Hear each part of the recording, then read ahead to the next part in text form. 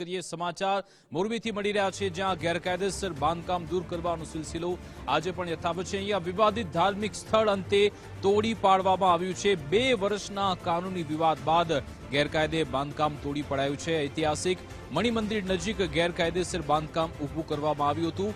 હિન્દુ સંગઠનની માંગણી બાદ કાર્યવાહી કરાઈ છે। ધાર્મિક સ્થળના ડિમોલિશન બાદ શહેરમાં પોલીસનો બંદોબસ્ત પણ ગોઠવી દેવાયો છે। જો કે અહીંયા લોકોનું ટોળું ભેગું પણ થઈ ગયું હતું। આ ટોળાને વિખેરવા માટે પોલીસે કવાયત હાથ ધરી હતી। કેટલીક જગ્યાએ લાઠીચાર્જ પણ પોલીસે કર્યો હતો અને જે એવા તોફાની તત્વો છે એમને હટાવવા માટે પોલીસે એ તમામને લાકડીના જોરે પણ ભગાડ્યા હતા। ગેરકાયદેસર ધાર્મિક જે દબાણ છે એને તોડી પાડ્યા બાદ કેટલીક જગ્યાએ લોકોના ટોળા એકઠા થઈ રહ્યા હતા। જો કે પોલીસની ટીમ અહીંયા પહોંચી અને એમને ત્યાંથી હટાવવામાં આવ્યા હતા। અત્યારે સુરક્ષાને ધ્યાનમાં રાખી પોલીસ બંદોબસ્ત ગોઠવાઈ ગયો છે। આ અંગે જાણકારી આપશે સંવાદદાતા નિલેશ પટેલ ફોન લાઈન પર જોડાઈ ગયા છે। જી નિલેશ।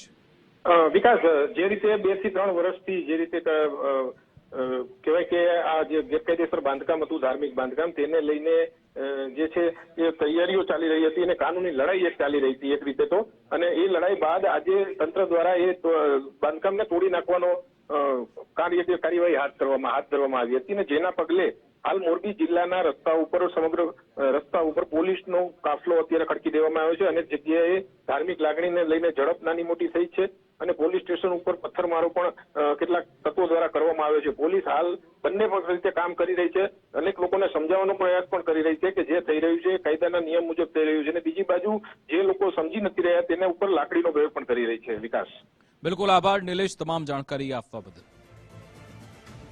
તો મોરબીમાં વિવાદિત ધાર્મિક સ્થળ હવે તોડી પાડવામાં આવ્યું છે। આમ તો ગુજરાતભરમાં જ્યાં જ્યાં પણ આવા ગેરકાયદેસર બાંધકામ છે એ દૂર કરવામાં આવી રહ્યા છે। કેટલીક જગ્યાએ આવો તંગદિલીનો માહોલ પણ થતો હોય છે। જોકે પહેલાથી સુરક્ષાના ભાગરૂપે પોલીસની ટીમ ત્યાં હાજર રહેતી હોય છે।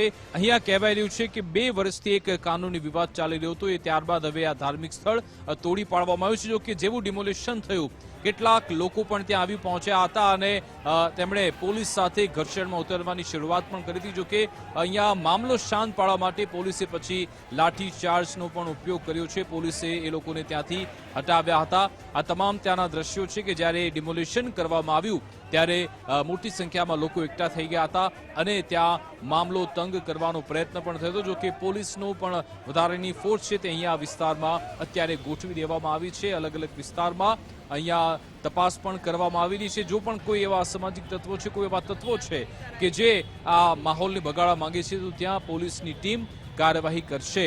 મોરબીમાં સમાચાર કે જ્યાં ધાર્મિક સ્થળ બનાવવામાં આવ્યું હતું તેને કહેવાય રહ્યું છે કે ગેરકાયદેસર રીતે ત્યાં બાંધકામ ઊભું થયું હતું, એને તોડી પાડવા માટે અહીંયા પ્રક્રિયા હાથ ધરાઈ। જેવું ડિમોલિશન થયું તુરંત જ આસપાસના લોકો એકઠા થઈ ગયા હતા। જોકે અત્યારે પોલીસનો સુરક્ષા બંદોબસ્તનો કાફલો ત્યાં ઉપસ્થિત છે।